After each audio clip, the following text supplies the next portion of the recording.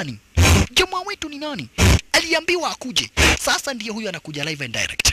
Venye nakuja, wanakijiji wanaona kama mpaka ni babake. Wanasema anakaa kama ni Surya Narayana wa Shalala. Anakuja tu kama babake. Mwanzo babake alikuwa village protector. Alikuwa basi amebarikiwa sana. Alikuwa village protector. Wazee wa kijiji wakaanza kuomba. Mwanzo ameona kabisa village protector like father like son, na amekuingilia bila woga wowote ule. Anatetea haki za lile shamba sasa. Wow. Ako wapi manzi? Yani dole guaya. Mpaka Notorious Bernard alistuka. Ade pokaro.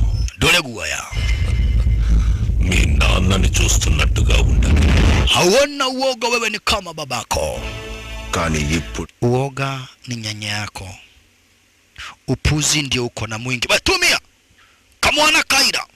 Sisi tumeona mambo mingi sana. Alafu mambo mingi ya kuua wana kijiji. Juu ya shamba na hata hariku lenye. Mukaua mpaka mwenye fako. Watumia ni kile moru muno goko. Moru naki. Juu ulichukua manzi. Document ndizo hizi. Ako wapi Amu? Amu yakada. Ako wapi Amu? Amu, akatuga Amu, tuseme Amu unaweza muokoa kama utaweza. Right. Hey! Angalia watu wote wa kijiji watachinjwa. Na si urahisi kwetu kuchinja wana kijiji, tushazoea.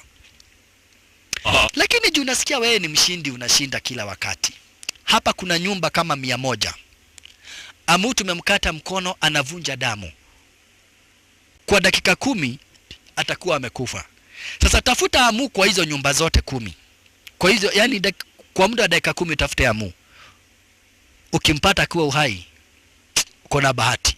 Unajifanya sana kama babako wewe. Sisi ni wazee wa kitabu. Tumeona mambo mingi na tumekuletea machinery hapa. Huyu machinery anaweza kukugonga vibaya. Ameshikwa na nani asinigoge?